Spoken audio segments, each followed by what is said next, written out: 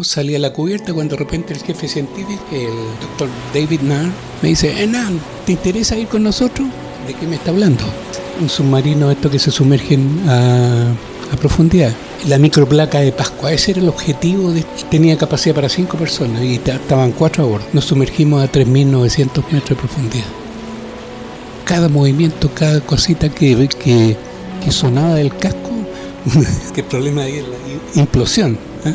Todo oscuro, tenía focos obviamente, se trajeron algunas muestras de roca. Hernán Vergara Cortés es geógrafo experto en el fondo marino y docente en la Facultad de Ciencias del Mar de la Universidad de Valparaíso. A bordo de más de 20 expediciones científicas por el Pacífico Sur, ha investigado el lecho marino de toda la costa chilena y de sus islas. Salir con él a terreno es aventurarse en un viaje por el tiempo.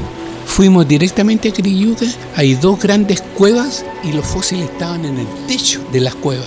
Increíble. Probablemente esos se caen después con los temblores, todo ese tipo de cuestiones, la remesón del terreno. Pero están ahí como una silenciosa presencia del lugar donde antiguamente vivieron.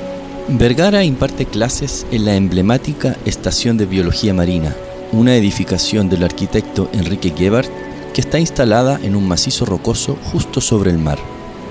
Es un edificio a punto de zarpar, al que se aborda por una larga pasarela.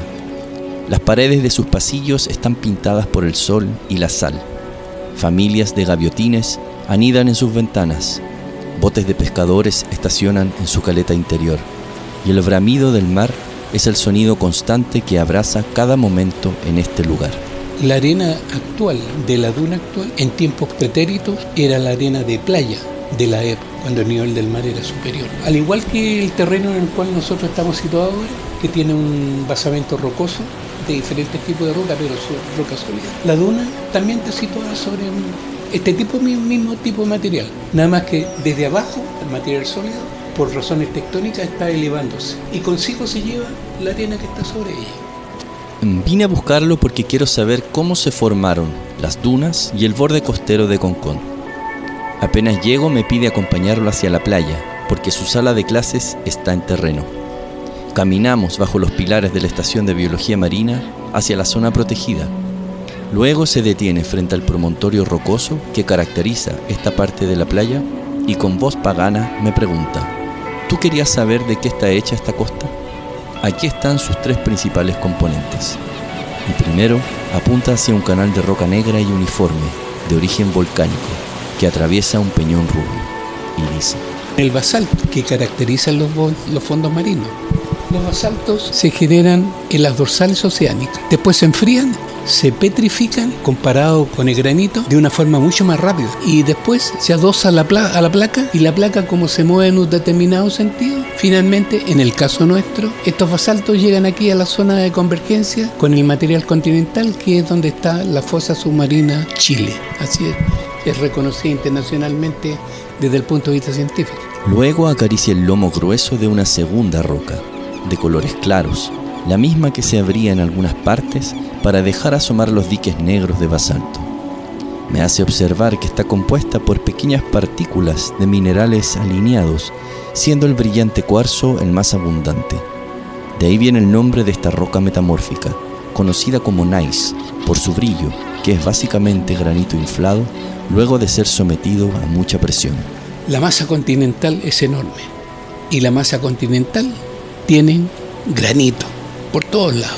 Pero este material voy a circunscribirme solamente a lo que es la parte pacífica de Sudamérica, lo que nos afecta a nosotros y a los países vecinos como Perú, Ecuador, hacia el norte. Entonces, ¿qué es lo que ocurre ahí? El material granítico está siendo impulsado al interior, igual que un ser humano dentro del vientre materno, en forma pasiva, empieza a ser empujado, en este caso, mirado de frente esto, de derecha a izquierda. Y eso, en ese avance paulatino, hace que el material granítico empiece nuevamente a aumentar en forma permanente el tamaño de sus minerales. Esa es una parte. A mayor profundidad, mayor temperatura. Pero aquí hay otro parámetro, la presión. A mayor profundidad, mayor presión. Y es ahí donde el granito se transforma en cuanto a tamaño y por presión en cuanto a minerales, el tamaño. Y es ahí donde aparece el gneiss. Los gruesos canales de basalto que parten en gneiss me siguen pareciendo fascinantes. ¿Cómo es que una roca puede hacerle grietas a otra y aflorar hacia la superficie? El terreno costero de ese material que ahora está aquí emergido es que en algún momento, algunos kilómetros en profundidad, el magma, por ser candente y de peso muy liviano, tiende a irse hacia arriba y termina fracturando algunas rocas ya existen y las rompe. El magma se interna y al hacerlo en un medio acuático, el material ígneo se petrifica. Y ahí se impone una ley física, que es que cuando hay un cambio de estado de líquido a sólido, la superficie se amplía. Y ahí se forman lo que se conocen como diques, material oscuro, que es lava, roca ígnea, que se insertó en una roca que ya existía, como el gneiss, y ahí se estableció, se endureció, y luego todo como una sola masa, por los procesos tectónicos derivados de la subducción de una placa oceánica bajo el nivel del continente, empieza a elevarlo paulatinamente. Esos son los que se llaman diques, que tienen diferentes espesores. Lo interesante es que cuando uno encuentra por ahí uno de estos diques y el ancho es mucho mayor, significa la fuerza con que ocurrió ese fenómeno en profundidad. Luego don Hernán toma con vigor un puñado de arena húmeda y la deja escurrir por su mano hasta el suelo, donde cada grano vuelve a fundirse con los minerales de la playa. La arena pertenece al tercer grupo de roca. Uno hemos hablado al hablar de cuarzo, biotita, estamos hablando de roca ígnea, al hablar del gneiss, metamórfica, y el tercer grupo son los sedimentos, que es lo que es la arena de playa. La arena de playa no es otra cosa que toda la roca del área a la cual perteneció se erosionó en un lapso de tiempo demasiado largo y fue decreciendo en tamaño y convirtiéndose en pequeñas partículas. De vuelta en su oficina, Vergara busca entre sus mapas y archivos algún elemento visual que me sirva para entender mejor el tiempo geológico de la Tierra. Yo por mientras me entretengo mirando hacia afuera por la claraboya de su ventana y veo que arriba de las rocas donde estábamos recién se asoma la cabeza de un lobo de mar que disfruta quieto los rayos del sol. Entonces salta mi siguiente pregunta. ¿Cómo se forma el granito? El granito tiene un origen 100% continental, por la unión del cuarzo, fundamentalmente los dos grandes componentes que tiene el cuarzo y un material de color oscuro. Primero pasaron por un periodo de mayor temperatura, material candente, pero material candente que no es el mismo que viene de las mayores profundidades del planeta Tierra y que por conductos que se van formando forman volcanes y posteriormente llegan a la superficie. No, ese uno lo identifica de otra forma. Este es un material candente, pero no como producto del volcanismo.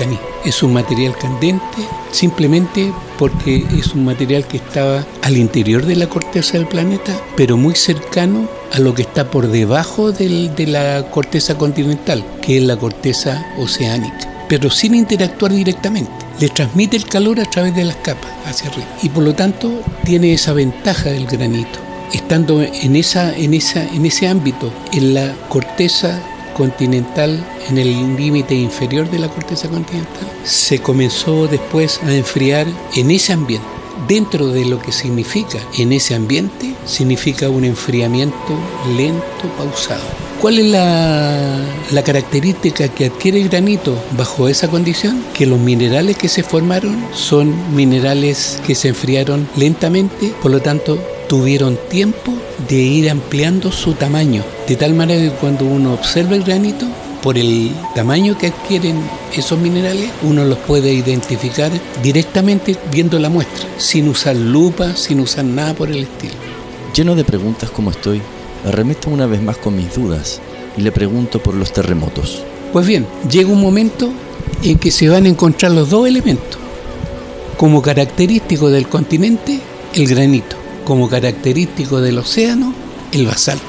Esto pareciera que es simple, pero en estos momentos es donde se nota la diferencia. Cuando un material como el basalto se petrifica rápidamente, tiene dos características. Su dureza hace que al momento de enfriarse todo eso, sus minerales sean pequeñitos. Normalmente para su fácil identificación hay que usar lupa o hacer un corte en laboratorio y ponerlo a un microscopio para identificar con detalle sus minerales.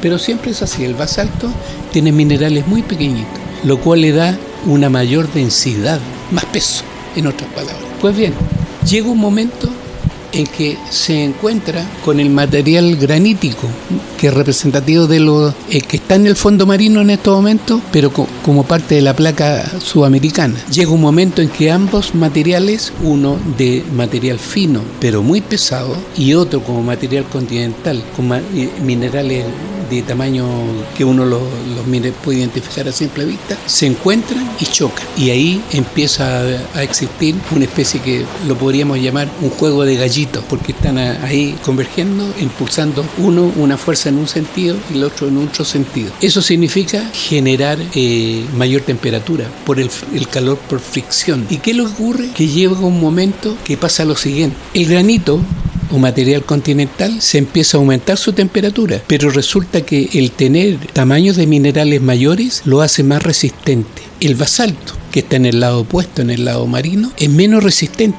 Y después de generarse calor por fricción, es más fácil que se rompa. Y es la razón por la que al final es la consecuencia por la que se generan los sismos, los terremotos. Siempre que hay este encuentro de material continental versus material oceánico, se produce este fenómeno. Y siempre el que va a ceder, porque por su origen tiene menos resistencia, es el basalto. Y por ser más denso, se da por debajo del continente. Y ahí, en un lapso de tiempo, 4 o 5 minutos, que para nosotros nos parece eterno, este material se va metiendo debajo y friccionando lo que tiene por arriba, que es el granito. Y eso genera ondas que se propagan hacia la superficie y nosotros las sentimos acá. ¿Y es verdad que hay una falla aquí en Concón? Hay una falla en el camino de Concón, cercano al puente que lleva, de la carretera que lleva... Los Piqueros. Ahí. La falla, en términos simples, es sinónimo de inestabilidad del terreno donde la falla está presente. Porque la falla se formó por una ruptura de la roca preexistente debido a fuerzas del interior. Por tanto, si se rompió, significa que ante una nueva fuerza, esa ruptura se puede seguir ampliando. O sea que ahí donde está la duna, debajo hay una parte de la falla, digamos, del material sólido, que debiera estar debilitado. Lamentablemente no se sabe la extensión de eso, porque está cubierto de arena. ¿Y eso está subiendo? Sube, tiene un proceso de ascenso. De hecho, en las fotos que he tomado, se muestra que uno de los bloques tiene por el tipo de mineral que está en un lado y al otro de la falla, que uno de los bloques tiene un proceso de ascenso un poco más rápido que el bloque vecino. ¿Y cómo ha ido fluctuando el nivel del mar en el borde costero de Concón con los años? Entre los 7 y los 3 millones de años atrás, el nivel del mar en esta parte del mundo era muy superior. Y la muestra de haber encontrado restos de ballena a 50 metros de altura implica que es concordante con ese periodo.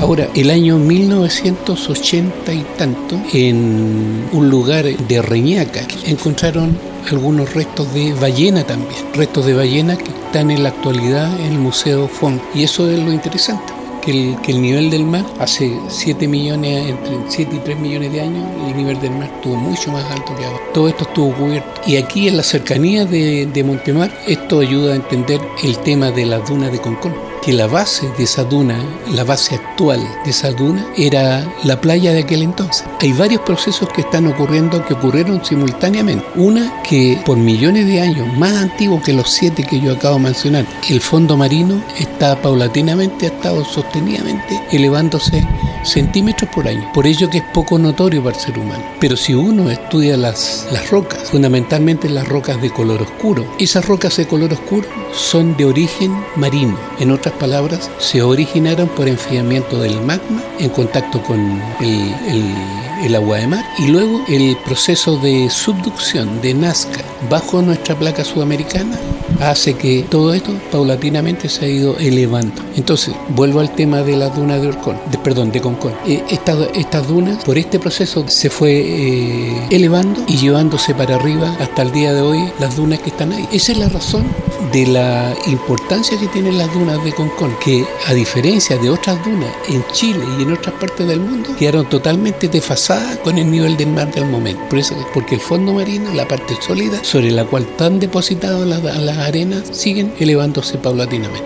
Mi nombre es José Pablo Jiménez Zaitac, soy periodista y editor de Radio Cochayuyo, y nos despedimos de nuestro invitado, don Hernán Vergara Cortés, docente de la Facultad de Ciencias Marítimas y de Recursos Naturales de la Universidad de Valparaíso.